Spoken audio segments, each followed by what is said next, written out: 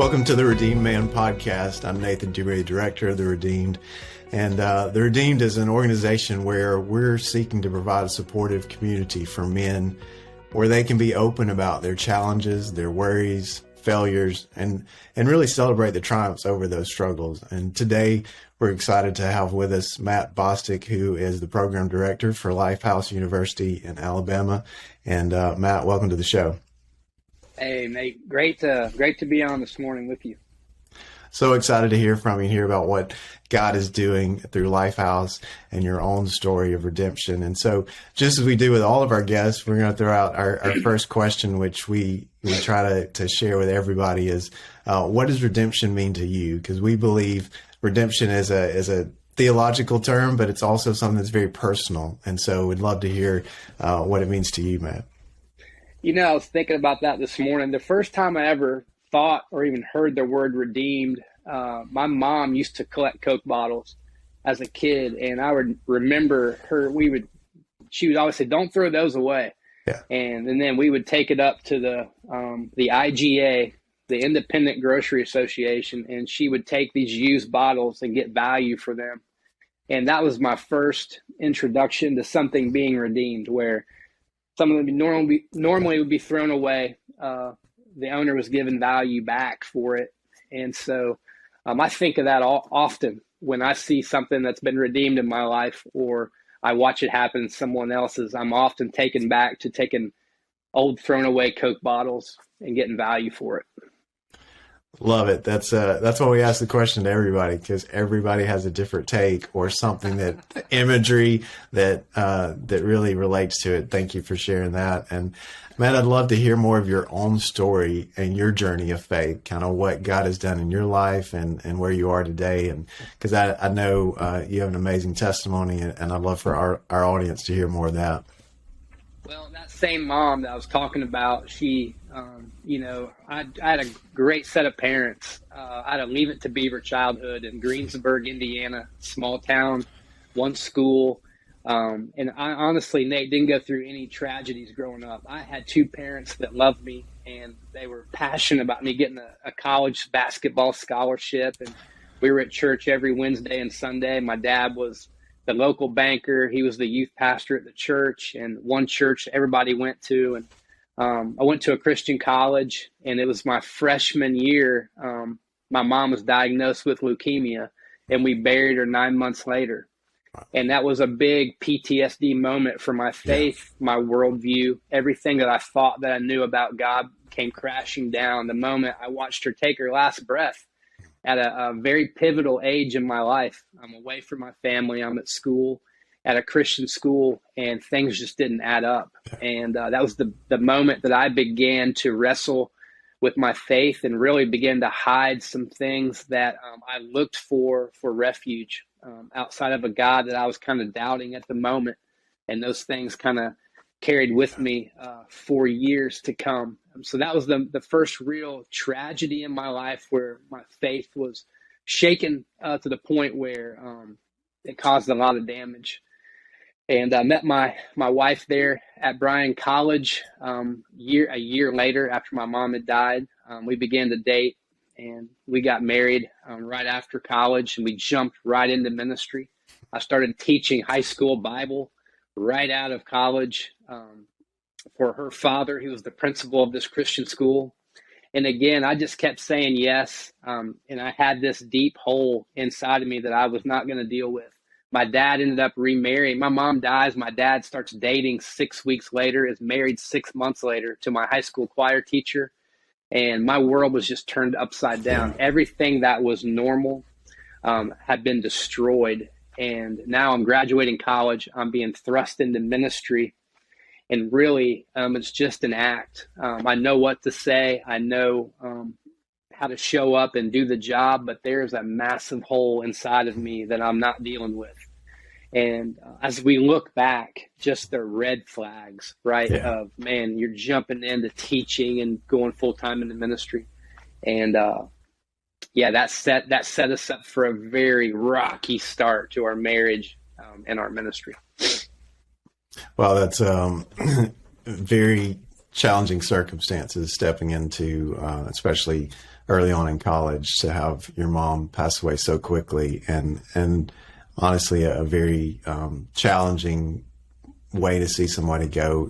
Cancer in any form is just very difficult to see somebody lose their vigor in life. And I know that had to really weigh on you. And then ministry, I completely understand that. I think one of the things that I talk to people all the time about that are stepping into ministry of just be careful. Like, honestly, make sure you have the right voices in your life and the right people. And my experience was I had a lot of pastors who were not very intentional. And I honestly didn't know any different in making sure that I had somebody asking me hard questions and caring for my soul. I mean, at the end of the day, as pastors or ministry leaders, we need shepherds. We need people that are guiding us and directing us. So I can completely relate to that aspect. So tell me a little bit more about what happens after that as your marriage gets started and your ministry develops. So, we started in ministry and I'm wounded. Here I am supposed to be a caregiver to these students. And, the pastor that hired us there to be a Bible teacher ended up going and taking a church in California. And so we moved to California to be full-time youth pastors out there. And I thought, well, that's my answer. If I just change zip codes, the healing will be, start. And so we moved, out to Pismo Beach, California. And man, it was amazing. The scenery was great. But within weeks of being there, I realized, that unfortunately Matt and Matt's hurt came with me to California, right? And still hadn't dealt with it. And so that began this process, honestly, Nate, of walking through redemption for the next 20 years of trial and error. This will work. This won't work. And setting myself up, my wife up for failure, because I hadn't dealt with a very serious, tragic wound. And I jumped right into trying to help other people when I am, depleted on the inside. And I've got serious questions. Here I am teaching things that I'll go home and wrestle with. Yeah. And so I, like what you said, I didn't have that guy in my life or a man in my life to really say, hey, man, this is where I'm really struggling. Yeah. I need some healing. I need you to speak into my life. And I really, I watched my dad just, that generation of I'm pulling myself up from my bootstraps. I'm just going to go to work. But I'm telling you, with ministry, there's something different. There it just is. It's a calling that I think there's a huge target on your back, and that's the enemy doesn't want to see you talk about Jesus and healing. And if he can keep you wounded, it's the perfect recipe for the shepherd of anything. When you strike it, man, the sheep scatter. And so I was setting myself up for failure down the road. We get pregnant with our second child out there in California, and we decide we want to be around family. So we come back to the church my wife's from, her home church in Maryland, and we take a youth pastor job there. And so it's our third ministry stint in 3.5 years, and we're full-time ministry. And man, we have great moments. God still uses us, but Matt is still broken and wounded and doesn't even know. I've covered it up with so much busyness that it's really tough to pinpoint, what's going on. And this whole time I had this escape for alcohol. That was my solution. Never lost anything at this point from it, but I was the guy that would go speak. And then when I get home, make sure I had 6 Coors Lights in the fridge so I could sleep that night. And it began this pattern of hiding and making sure that, no one knew, right? And my wife had seen this, and now we're in ministry. And who do you tell when you're in ministry that, hey, there could be a problem going on, but if we say anything, look at the influence that we have, And this went on for years, 4 or 5 years while I was pastoring an associate pastor. And at this point, it wasn't to the point where I was drinking during the day or losing anything, but I had this refuge at night that I went to daily. And it's funny, man, I was speaking at this event once, and this guy was there, and he hears it, And at the end, he says, "Hey, can we go get breakfast tomorrow morning?" And I said, "Sure." So we go get breakfast, and he looks at me and says, "You have a problem with alcohol." And I didn't know this guy. And I'm like, what do you mean? I thought he was going to say, great job last night. He's like, "Bro, I've been sober 25 years, and I can tell you, I know when someone's got a problem. And God told me while you were speaking last night, I need to sit down with you." And so his name was Captain Bill. And I'll never forget that. That's what they called him. And It sounds like it was your Nathan and David moment where Nathan, called him out, and then he thought, I'm going to, in that moment of like, wow, this is really where I am. It was the first time I remember being read. And I was like, wow, this guy gets me. And we talked for a couple hours that day. It was the first time I ever opened up to someone that thought, man, they really get me. They really understand. And so a few months go by, and I just up and resign. I don't tell anybody but my wife, "Hey, man, my life's unmanageable." And I just go to the pastor and like, "Hey, I can't do this any longer." And they're shocked. I don't reveal why.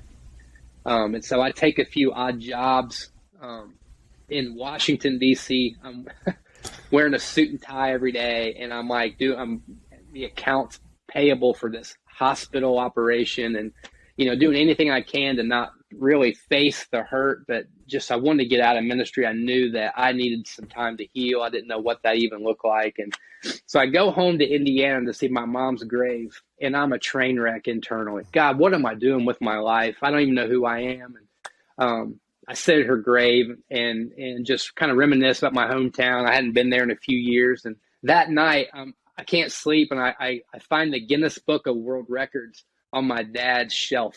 And I'm flipping through it and I'm reading it.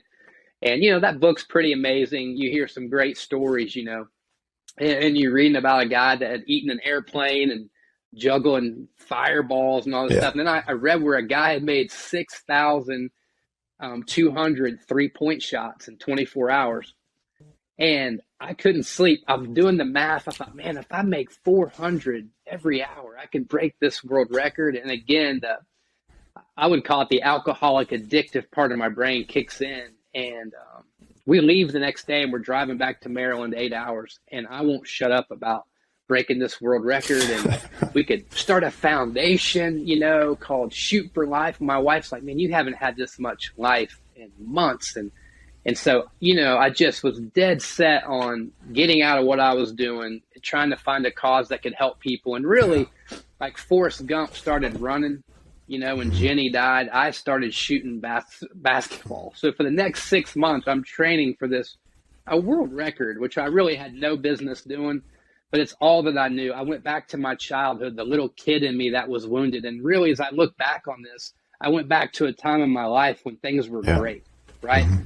And I wanted to do something in honor of my mom. And so I trained for this world record for 6 months and ended up breaking the world record, and we launched this foundation, something I should have probably never have done, right? Because now I've got another platform and I'm still even more wounded because now I've got a little bit of success and notoriety. And we moved to, in the middle of this, my sister had started a company in Montgomery, Alabama, and she knew of my struggles. And again, I thought, well, man, if I move to Maryland, now I'm a world record holder. I can go and speak and raise money for cancer. This is what's going to fix me. So I moved to Maryland. Again, change zip codes, get to Montgomery, Alabama, work for her company. And I'm also raising money for her company. And I'm getting to travel and speak. But again, Matt's hurt, Matt's wounds, Matt's undealt with things go with me to Montgomery, Alabama. And so, man, at this point, still hadn't lost anything from it. I'm just running as fast as I can. And, my son and I, at this time, my son's, we had 4 kids at the time, and he's shooting 3-point shots with me. And we're traveling the country, raising money. And meanwhile, Nate, still, I'm not dealing with the pain I'm setting myself up for, just a huge, disastrous failure where I'm going to hurt some people. I'm wounded. And in the middle of this, there was a church locally that reached out to me and said, man, you can't shoot 3-point shots forever. Why don't you get back into ministry? And I had at this point, I'd kind of put the cork in the bottle, honestly, and was doing okay. And so I hop on staff with this church.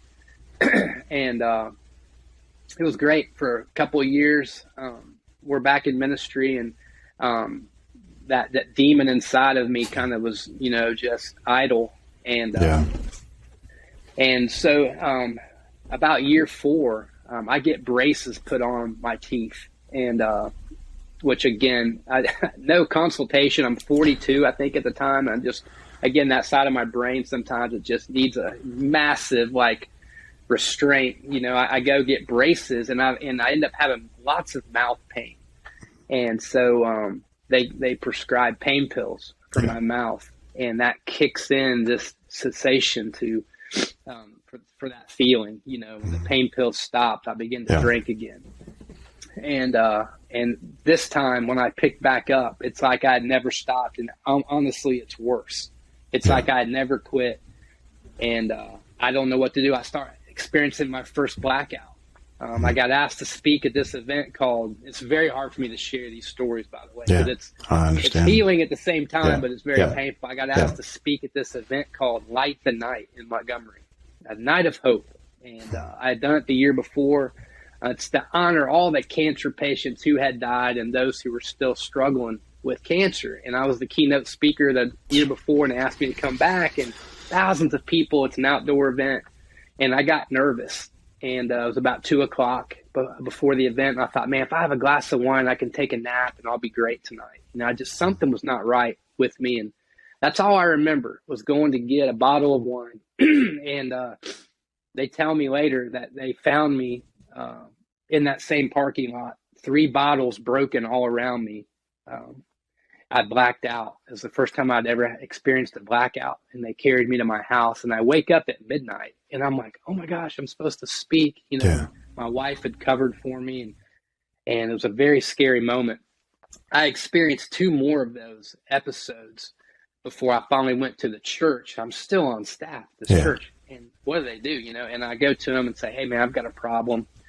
And it was the first time I went to a 12-step program, outpatient. And honestly, man, I fell in love with the people in the room. The room that I had been scared of. I had been told to go to some kind of treatment for years, but my pride wouldn't let myself walk through that door as a pastor. I didn't want to let members of the cloth down, you know, and I really didn't. I was ashamed. And but when I went in there, I started to learn about Matt and learn about what's going on, inside of me, that I've got something that's broken, and that I may have an allergy to alcohol that some people, may not have or may have, right? And I process it differently than people. And I started to learn about, why it got worse later on in my life. And that, I may have something that's stronger than my willpower. For the first time in my life, that just Matt's willpower I needed treatment. And so I began to get some treatment. And when that ended, Nate, I'm still on staff. They were gracious, but I didn't know how to merge the 2 worlds together. And they didn't either. And it's not their fault. They just didn't know how to handle this new world of addiction and recovery and being on staff. And again, I don't blame anybody. It was new, and it's one of those things that I love to talk about to this day. I feel called to that, to talk to struggling pastors that have addictions, because there's a stigma that, well, it can't be a pastor. Right. They know the Bible, and and so I love to help walk them through, that, hey, you see people all the time that get prescription eyeglasses, right? And we don't bang on them for going and getting contacts, right? It's just the remedy that God gives us. Sometimes we've got to take that. And so I end up resigning from that church, because I was really, I couldn't merge the 2 worlds together. And I had a couple of other just debilitating setbacks when I would relapse, that I could not figure out how to merge the 2 worlds. So I had to go and just get some help again, and this was kind of the rock bottom moment. I had missed my wife's birthday. I had one of those events where the kids are there with the cake sitting around the table, and dad's supposed to bring, the food home, and dad never shows up. And I had another incident where I'd had a blackout. And so my wife, when I finally came home the next day, she said, "I love you. I love our marriage, but we've got to get some recovery." I had made her sick. I had made the kids sick. And she said, I got to ask you to leave. And so we separated. And I'll never forget driving out of the driveway of my house with my bags packed, thinking, I can't believe this is my life. Yeah. This is what I've caused, And I went and lived alone for 5 weeks. And during that time, we had started attending Church of the Highlands. And, I'd heard Pastor Dino Rizzo had come back, and they had shared with me one of his sermons when he had come back from something personal that he had gone through. And I'd watched my first night alone in this apartment. I'm 40-something years old, and I'm crying, and I'm watching some sermons, and I picked up a book called What's Next. And I just really had to say, all right, God, I'm going to put everything that I thought I knew about you on the shelf, and I'm going to start over again. And it began a healing period for me. I needed the separation. Andrea needed the separation to work on her and the kids, and learning about how to live, with someone that struggles with an addiction. And they did a lot of work on their own. I did a lot of work on my own. And 5 or 6 weeks later, I came back into the house, and it began a new journey for us. I didn't know what we were going to do. I didn't have a job. I was working at a place called Chappie's Deli, waiting tables and working in the kitchen, and just fell in love with those guys. I'm so thankful they had offered me a job. And my wife, she loved to paint. She had never worked before. We had 6 kids, she'd always been pregnant, or, childcare didn't make sense. So we homeschooled. And so she loved to paint. And we had a guy that said, "Hey, would you paint one of our rental houses?" And so she said, "Sure." And so her and I go to this rental house to paint, to pay our mortgage. And we did a really good job on the house, and kind of fell in love with even the redemption of painting a house. Right. As silly as that sounds, man, anything that we could do that was new and we could make it better than it was before, God was doing a healing moment just with us painting a rental house. And so the second house we were painting, I asked the guy, I said, "What are you doing with these houses?" "Well, I've got 76 of them I'm trying to sell." And, I had a real estate background, right? That's what I did for years. And so I said, "Well, if I sold these 76 for you, could we work on them?" He said, "Well, that'd be up to the guy that bought them." And so we put this deal together with a real estate company, and they brought us in then to help them with the transaction. And we ended up overseeing 500 rental homes, painting them and cutting grass. And it's just a whole brand new chapter for us. We had never done anything together, my wife and I. And so she's painting and I'm cutting grass, and we got to the point where we needed to hire people. And so I made a Facebook post that said, "Hey, I'm looking for a painter. You've got to be recently incarcerated or a drug addict, alcoholic to be on our staff." And it was kind of a joke, but we had over 100 people apply, just DMing us and, "Hey," I said, I just want to hang around second chance people. And it began this journey. The first guy that shows up to interview, he's tattooed everywhere but his eyes. Literally, he had been in prison for 15 years, just released, and nobody would hire him. And so we bring James on, and he paints with us every day. And we had saved up $500 to pay 5 alcoholics that next Monday to help us with a project for a widow whose husband had left her.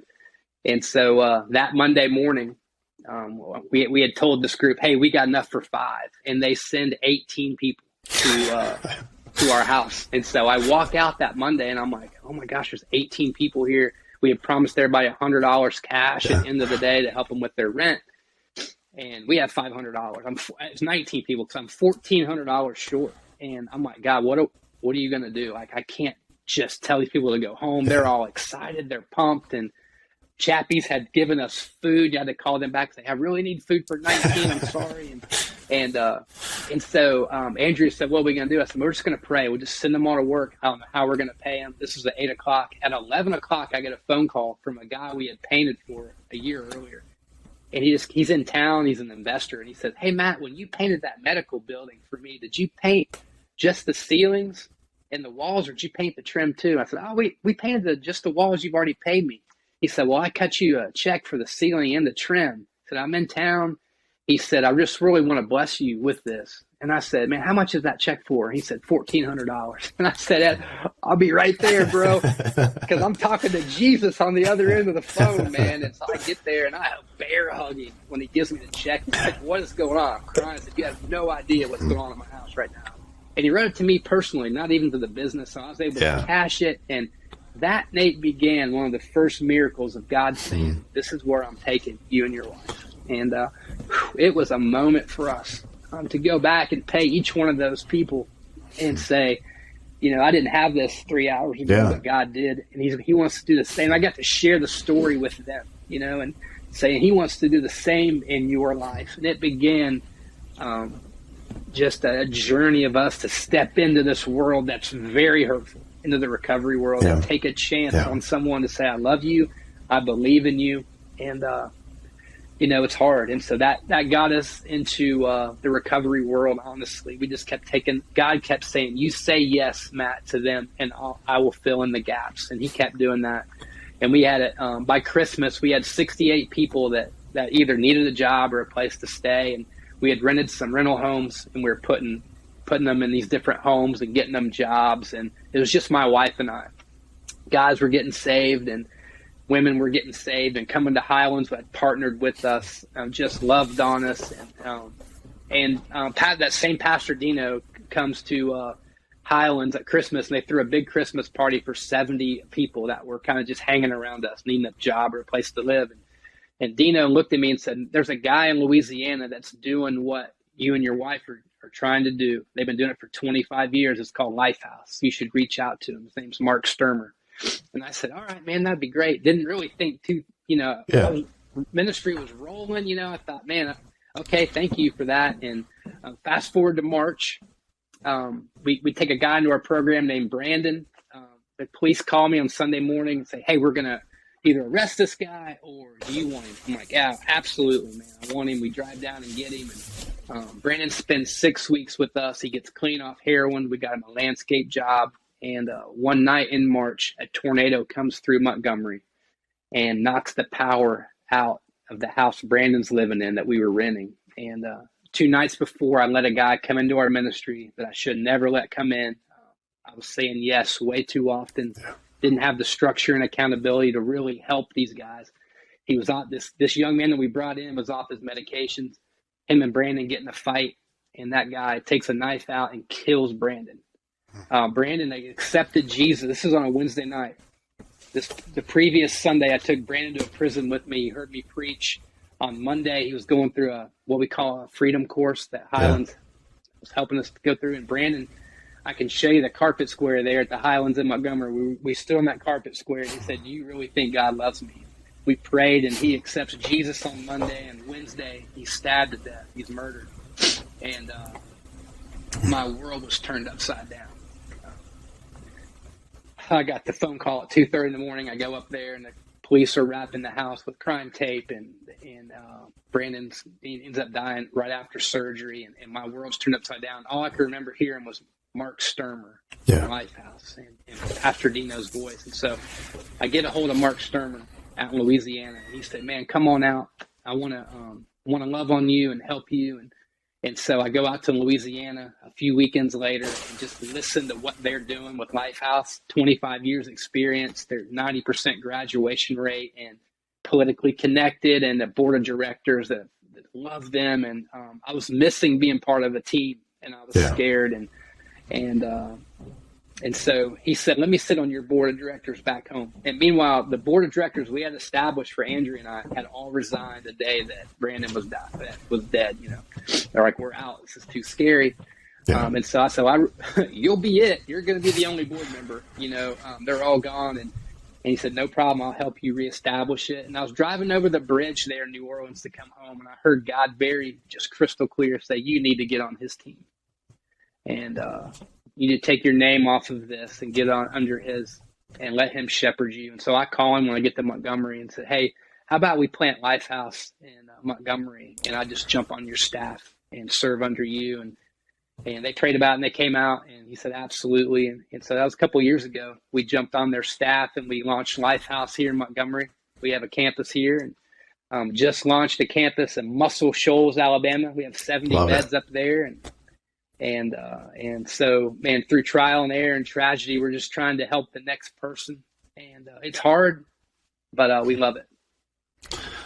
Awesome, Matt. Thank you for taking the time to journey through your story and how your story has impacted others. I think when I hear you talk, I can definitely relate to, pain when you walk through some of the things that you did and the mistakes you made, but also the joy of talking about God's grace and his goodness and that, all of our journeys look different. And that's so many times we compare and we're like, well, why couldn't my story look like their story? Why couldn't I live their story? And yet God has a journey for each of us that looks very different, oftentimes because of the choices we made that, weren't the best for us, but God in his grace and goodness continued to pursue us. And one of the things I love about understanding who God is that he runs to us when we're in our messes versus distances himself. And I think so often people think, oh, God doesn't want anything to do with me. I'm a mess. Yeah. No, the exact opposite. He wants everything to do with you and to bring that healing and that redemption. And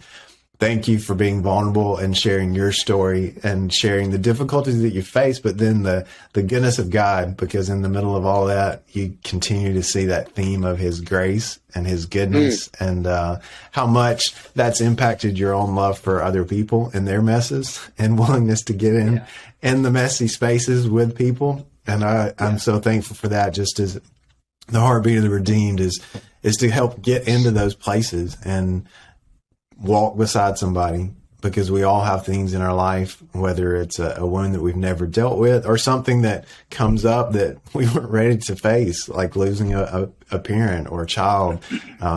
There's so many things that we can have that create trauma. And if we don't deal with those wounds, we could be in the same space, even though we're healthy right now, or we think we are, that those things can come along. So thank you for what you're doing. Thank you for your ministry. I want to dig a little bit more into some aspects of your story, and then we'll talk a little bit more about Lifehouse, because one of the things you talked about, the wound that was there from the loss of your mom and how you really had not dealt with that. And one of the things that you said, you grew up in Indiana and you talked about basketball, which I thought was quite fitting, because anybody who knows Indiana is all about basketball. So definitely understand growing up. My wife spent some time in Indiana, and of course she played basketball in college, loves basketball, and loves to keep up with Indiana. We were watching the other night, and she's like, this is the only arena that has a concrete ceiling and all this kind of stuff of Indiana. But anyway, a side note, but I understand that love for basketball that you have growing up in Indiana. But with your mom and her passing, how do you think we can help others deal with those wounds and make sure that people aren't carrying those? Yeah, you've got to find someone to share that with, and really share the deep hurt and what you're really feeling. Yeah. I met with another Nate Larkin, one time in Nashville. He has this incredible ministry. Yes. It's the first time I'd heard another man speak where I was hurting bad. And anyway, I went and had coffee with him. And I said, what is it about this? I felt so almost healed talking to another person this transparent. And he explained it that, like when we cut our arm, somehow when we put a Band-Aid over it, intrinsically inside, our cells begin to heal where we can't see it. Internally, God has this mechanism that we can't see that somehow rejuvenates your cells, puts that wound back together. And he said, Matt, when you call me and I pick up the phone, it's really Jesus on the other end, and that healing where you can't see it, it's taken place. And so when the Jesus inside of me and the Jesus inside of you begin to talk, there's a healing that takes place where we can't see it, and it's supernatural. And so that's the only thing that began to give me healing and traction, was by me opening up to another man and trusting that Jesus in him could handle what I was about to share with them. Well, what would you say to a guy who maybe they know they have that wound there, but they're hesitant to share? Maybe they're even in ministry and it's like, oh, my world's going to fall apart. What about my family? What about my kids? What about the impacts? What would you say to them to help encourage them to take that step? Yeah, what kept me from doing that was exactly that. Well, if I go tell somebody today, what about my job? What about my kids? And that's just the lie of the enemy, saying that God's not big enough to handle those other aspects. And it was me trying to play God. Well, I'll do it, or the Holy Spirit, whatever you want to call it, but trying to manage all those parts. And that's what we do, right? A lot of times we want to be not just the director of the play, but the lead role, the assistant role. And we want to arrange the lights, and hey, the music doesn't sound that good over there. And that's just a recipe for disaster. You got to let God step in and say, all right, my next step is to do this. And with whatever happens, I got to trust God with the next step. And that is, I got to get this secret out. I've got to share this with another person that I trust. And then whatever happens after that, I got to believe that God's big enough to redeem it.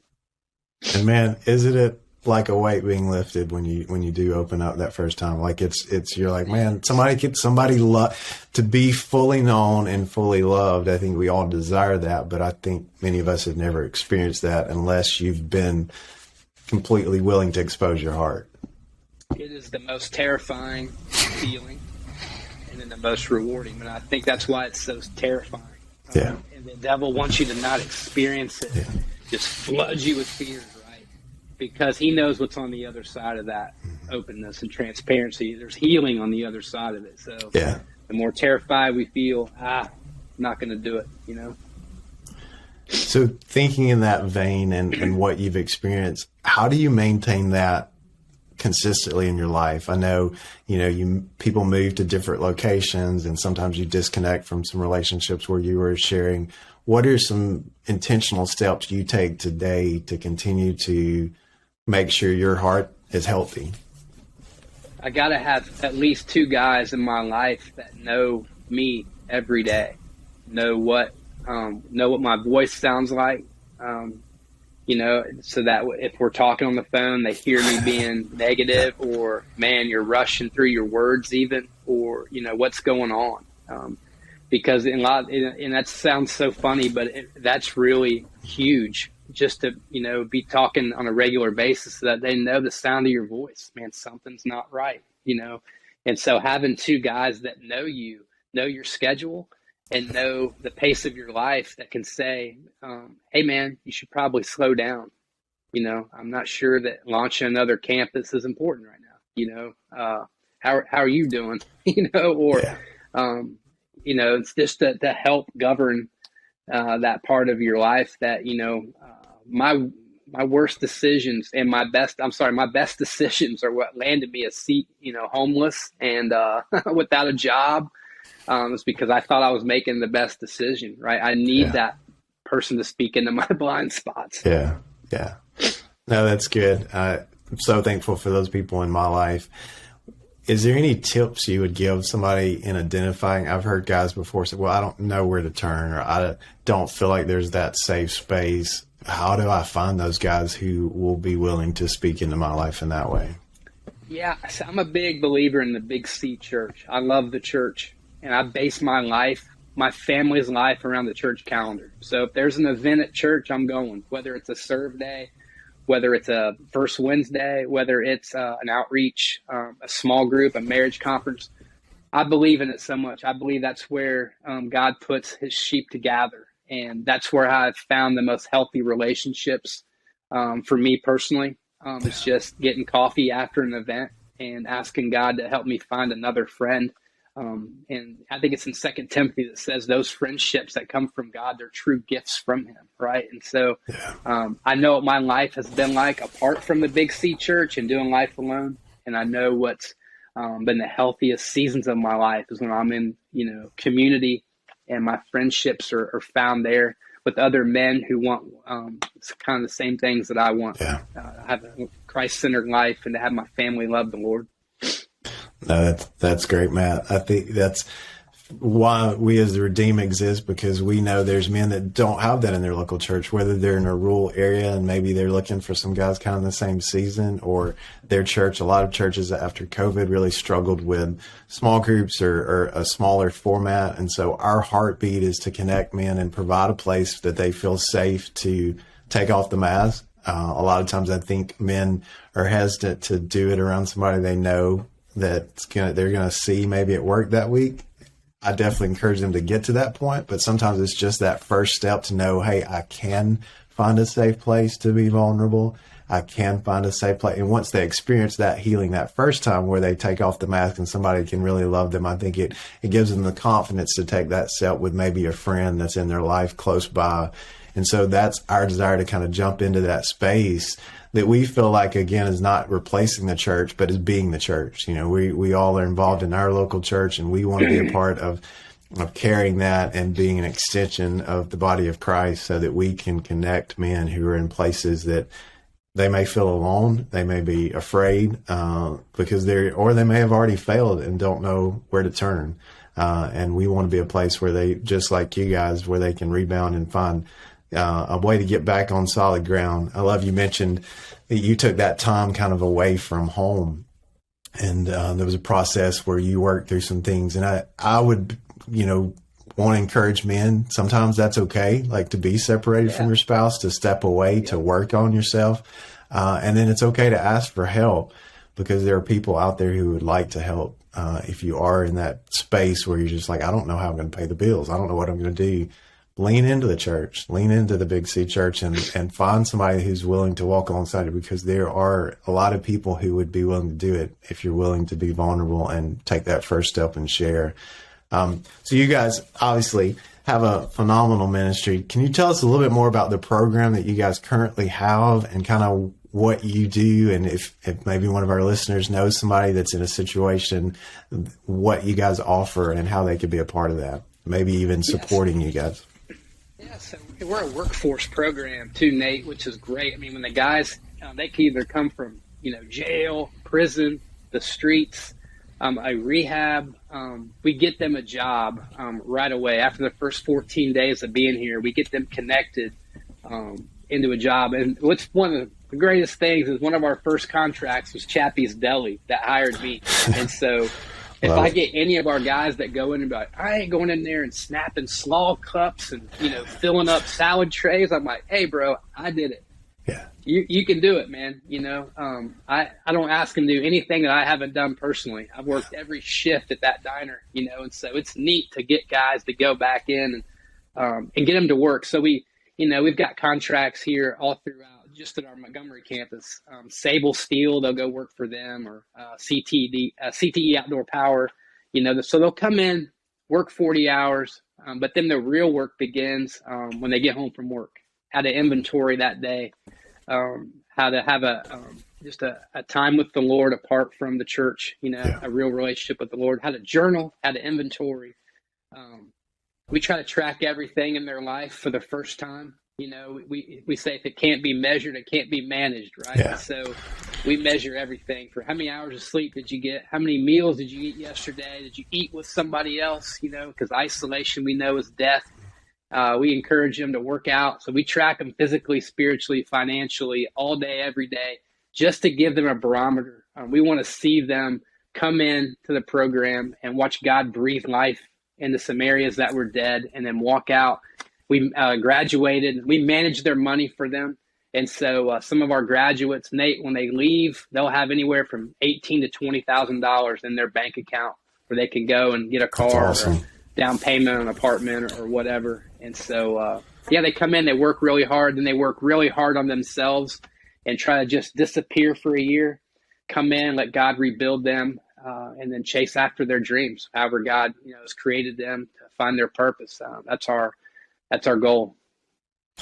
You mentioned earlier the success rate of kind of what was happening in New Orleans. What are you guys seeing as far as the success there in the Montgomery area, and then now in Shoals, as far as the guys that come into the program that commit to it? The ones that come in and they work an average of 33 hours a week. That means they're going and they're working 33 to 35 hours, full-time job. So they're fully committed to the job, right? And then they're fully committed to growing. We're at a 90% clip for those that want it.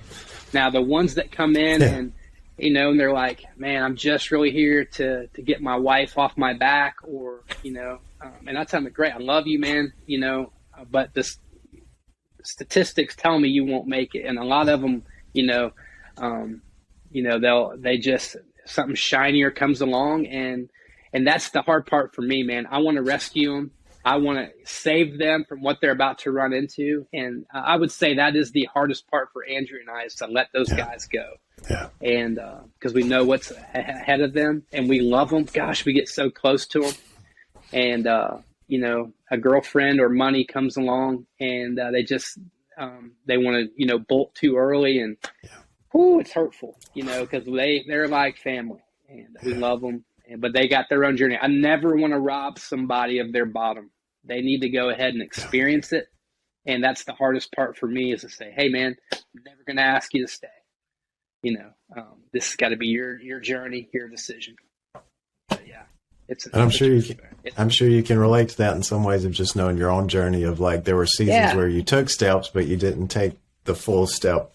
But at the same time, it's that where you ended up, and so you don't want them to have to go through any more than they've already gone through. Oh, yeah, man. There were so many times in my life when someone said you shouldn't do this, and I just did it anyway. Stubbornness or my own agenda, and they were right. They were right, and it hurt, but I had to learn that the hard way. So it's just part of the ride. I love how you guys are teaching them those life skills and how to utilize, because I think, especially for me, and I think it's all humanity, but especially for guys, to find purpose in what we're doing, to have something we can add value to someone else or some organization. And so being able to do that, I know, has to be very helpful for those guys. And then also just the financial, being able to set them up for when they're out of the program for success, and they don't feel like, oh, I'm starting over again. I got a difficult situation just because I haven't made any income. So being able to help get them set so that they can make that transition as healthy as possible. We saw him coming out of jail, man, and how hard it was. Take James, for instance, and he was tattooed everywhere but his eyes, right? No bank's going to hire him, or Home Depot, just for customer service reasons. Right. But he had no driver's license, no ID, no way to get there. And so he would tell me, man, I'm just going to go say yes to the wrong thing again. I've been told no so many times. I'm going to say yes to the wrong thing and go back in. Prison's much easier. I get 3 meals a day, all the sex and drugs that I want in there. And so it's just easier to finally just say yes to the wrong thing, go back to that lifestyle. And so God kept telling us to say yes to that. I'll give you a ride. We'll find you a job. We will, and so, man, it's amazing how hard it is when you get out. You have nothing to try to get hired and try to get a start again. It is very difficult for them. Well, the last thing really, as far as Lifehouse, I would love for you to share, like, if somebody's listening and they believe in what you guys are doing and they want to take part in that, what are some steps that they could take, anywhere from giving to being involved in what you guys are doing with Lifehouse? Yeah, they can go to the lifehouse.fm. There's a 4-minute YouTube commercial on there. It just shows kind of what we do. We would love for anyone to come, and we're giving a tour tomorrow of a local judge. He wants to come and see the campus. And great. I love it, man. I love being a part of the judicial system. They look at this and say, man, this, these guys are paying their fines for the first time in their life. We're driving them to court. They're paying restitution. And we're watching judges drop felonies because, these guys are getting 6 and 9 months, and now they've got a job and they're going to be direct hired. And we're watching miracles happen within the court system. And so, man, there's no bigger thrill than to watch a judge say your case is dismissed based on what God's doing in your life right now. It's a miracle. It's so exciting. What a beautiful picture of God's redemption. And oh, man. Thank you for being a part of it. Thank you for what you do. Thank you for sharing your own story and journey, and then using that to magnify Christ and to help other people, and hopefully not end up in some of the same places. And so thank you, Matt, for what you do and for your leadership and your investment in guys. Last thing I'd love to do is some kind of rapid fire questions just to learn a little bit more about you. What's one of the most meaningful scriptures to you? Jeremiah 33:3 says, "Call upon me and I'll tell you great and mighty things that you did not know." And that has been my life's verse, because I'm like, what do I do now? Yeah. Like, because of my own actions, God, here I am again. And every time God's had a word for me, and that is just the most meaningful part of my relationship with God today. Love it. Favorite hobby? Oh, golf. All right. You any good? If anybody tells you they're good at golf, you gotta stay away from them. I'm terrible, man. Your favorite place to visit? Oh, man. Definitely the beach. I love to fish off the sand at Laguna Beach Christian Retreat Center. Low frills, low bills, baby. That's my place. Your greatest joy in your life today? Oh, man. My 2 grandsons, Carew and Roe. Awesome. My grandfather. And they've never seen me pick up a drink of alcohol. And so, praise God. Yeah, man, to be a sober grandfather. They call me Peepaw. That's the greatest joy in my life today. Love it. Favorite food? Definitely carne asada. I mean, I'm ready for some right now. Yeah. What would you like for your tombstone to say at the end of your life? Oh, that I saw the best in people. Yeah. Wow. I want to bring out the best in you. If I see you, God, show me what he can be, not what he is right now. And Matt does that. You guys, hopefully you'll have a time and a chance to meet Matt in person. Whenever he comes into the room, he brings joy and exudes that in every aspect of his life. And you can just see the pastor's heart. And it's one of the things that's so amazing to me is God's grace and the goodness that even all the crap along the way and the long journey that it took for you to get there, of being able to walk in that freedom today, and God use you just as he was early on, and yet using you today healed and whole and restored and being very effective for the kingdom of God. And I'm so thankful for that, and thankful for God's goodness to each of us. And redemption wins, and the restoration and what he gives us is so much greater than what the enemy took from us. Yeah, so good. Thanks for being on the show, Matt. We will have you on again soon. God bless. Love it. Love you, man. Thank you. Love you. See you, man.